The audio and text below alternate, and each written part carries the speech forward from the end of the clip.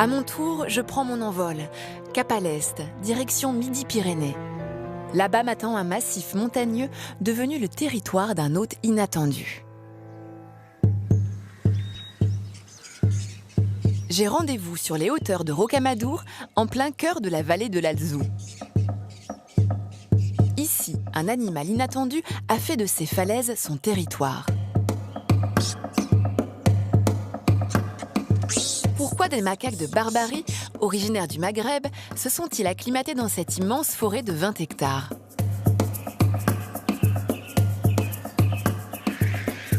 Afin de comprendre les raisons de leur présence ici, j'ai rencontré l'un de leurs cousins éloignés. Xavier Coste veille quotidiennement sur ces 150 primates depuis 6 ans maintenant.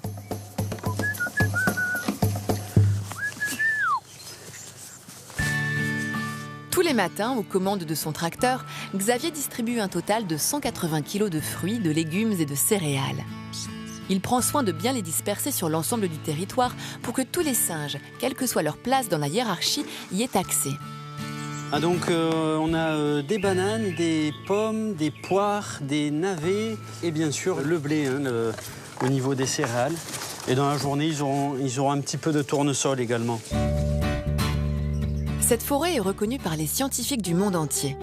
C'est l'endroit idéal pour observer le comportement des macaques. Car ici, tout ressemble à l'environnement maghrébin. La végétation, le relief escarpé et le climat. Un été chaud et sec et un hiver froid et enneigé. Preuve de leur bien-être ici, jeunes et adultes s'expriment aussi par le jeu. Les macaques ne sont pas stressés et chaque année, une dizaine de bébés voient le jour. Le parc est même obligé d'utiliser des moyens contraceptifs.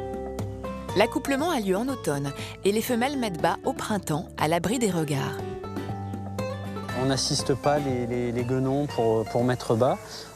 Et par contre, ça se passe toujours la nuit, en haut des arbres. C'est souvent le moment. Et d'ailleurs, depuis que le parc existe, donc ça fait maintenant 40 ans, on n'a jamais pu assister à une naissance. On n'a pas eu cette chance-là.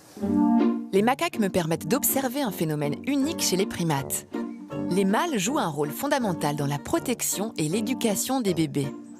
Les plus jeunes sont aussi des éléments fédérateurs pour le groupe, encore faut-il que le père l'ait décidé. Oui, là il aimerait bien venir s'amuser avec le bébé. Mais voilà, ça y est, le bébé vient pourtant s'amuser, mais là le grand mâle l'a chassé. Depuis leur implantation dans cette forêt il y a 40 ans, c'est près de 100 000 visiteurs qui se pressent chaque année pour les admirer. Aucune barrière ne sépare les animaux du public. Les enfants peuvent donner quelques pop-corn aux primates. Mais Xavier n'est jamais très loin pour veiller au bon respect des règles, car ici, les macaques sont chez eux. C'est une façon ludique un peu de leur présenter l'espèce. Les enfants aiment beaucoup ça. Voilà, alors la main à plat et le bras bien tendu. Bravo, comme ça. Cette proximité immédiate avec l'animal permet de sensibiliser les visiteurs sur la condition du macaque de Barbarie, car c'est une espèce en voie de disparition.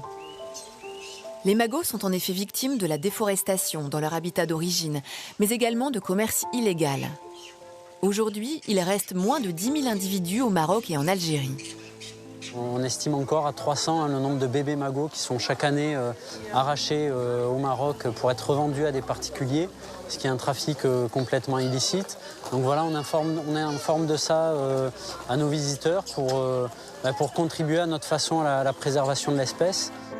L'action de Xavier est précieuse pour la sauvegarde des macaques de Barbarie. Voilà une espèce inattendue à qui l'on a offert un refuge en France et qui s'épanouit en contemplant la vue imprenable sur la belle cité de Rocamadour.